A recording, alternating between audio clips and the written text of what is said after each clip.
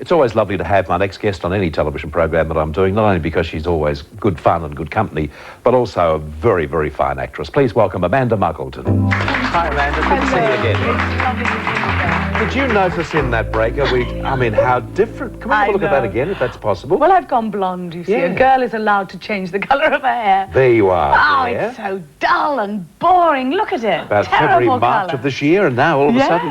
Yeah. Oh, in look, December. it's much better blonde. But we do have more fun. Did you go blonde for the role? No, I went dark for the role last year. I'm working for the Melbourne Theatre Company. I better be very serious. Yeah. And so I dyed my hair darker. I've always been a blonde colour. And I just went a bit darker because on a whim, girls, you know what we're like. On a whim, it was the wrong decision. I think most of us know the story of Shirley Valentine. If we haven't seen the movie, we've certainly seen your performance as Shirley Valentine. But somebody who went along to see it recently is a producer here, Robin Jolly. And I think it'd be fair to say that Robin, because of his experience in show business, is not always the easiest person to please in terms of entertainment, because he's seen a lot of things in his life. Yeah. He came back and he just absolutely raved about it, to the point almost, I mean, for 3 days. I mean, what was it about it, Robin, that grabbed you so much?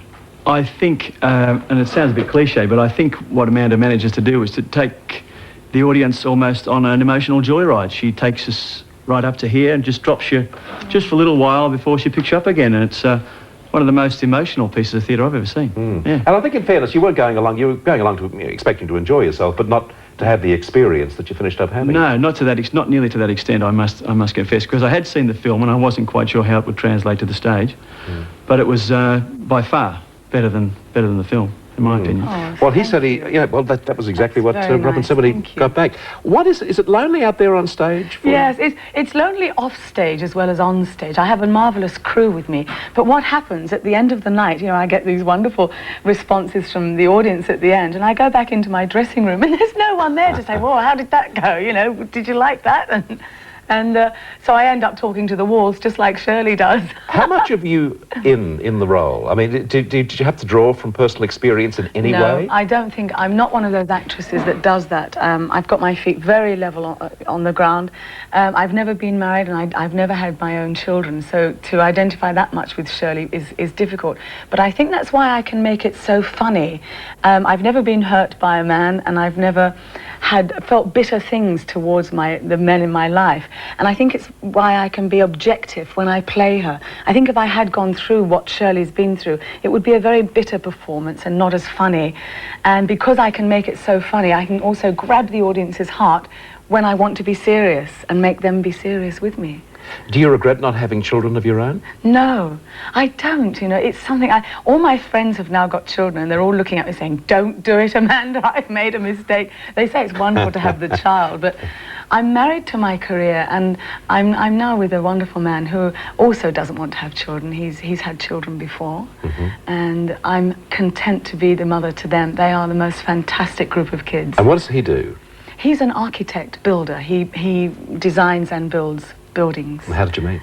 He saw Shirley Valentine and fell in love with me, and he insulted me in no uncertain terms when he met me, because he told me, he came up to me and said, "Oh, Amanda, may I congratulate you on your show? It was very good, especially in the second act when I woke up."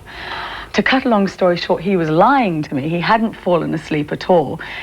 Everyone around me was saying, "Amanda, you're gorgeous, you're wonderful, you're marvellous." I thought, this is great. And he walked in and said he'd fallen asleep. The reason he said that was that he said I would never have remembered him had he come up and said how wonderful I was. And in my head, I thought, well, who wants to remember you anyway? You're nothing much, I thought at the time. I must remember that. He's very cheeky, and it was a very cunning move on his I thought you were part. wonderful, Miss Streisand, particularly in that second song in the second half when I woke up. You see, the reason he said he woke up was the scene when I take all my clothes off in the show. Right. And of course, to me, it was, you male chauvinist pig. That's all you came for, isn't it? I know your type. I didn't realise you. Oh, you did, didn't you? No?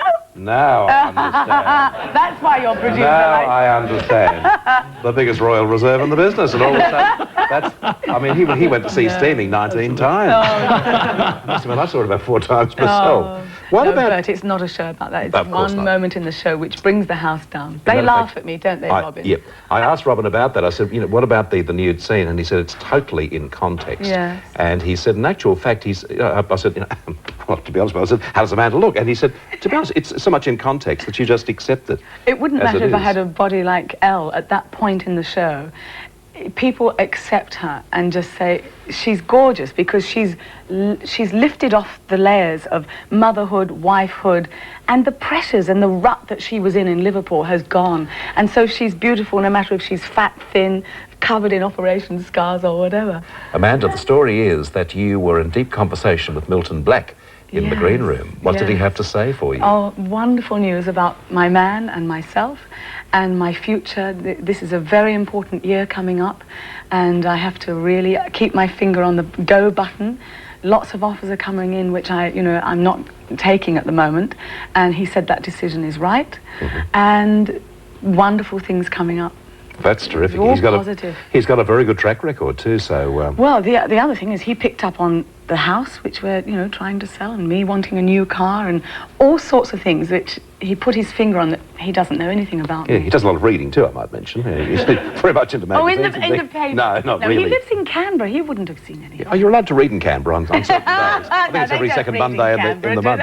If you want to have the opportunity of seeing this wonderful lady in action and Shirley Valentine, we've got some dates for you at the Russell Street Theatre in Melbourne. This is played right around Australia. It's there until December the 23rd. I think it's safe to say that you're coming back, a fortnight after the bookings have Christmas. gone so well. They've extended me for 2 weeks after Christmas. And if you lot out there keep coming, we'll extend again, but we won't unless, the bookings are fantastic at the moment, so thank you, Melbourne. Nobody could be happier than I with your success, because you've worked so hard for it, and it must be wonderful in the life of an actor just to have one role, not to be identified with alone, but just to have something that you can take through your career, which is yours. Absolutely.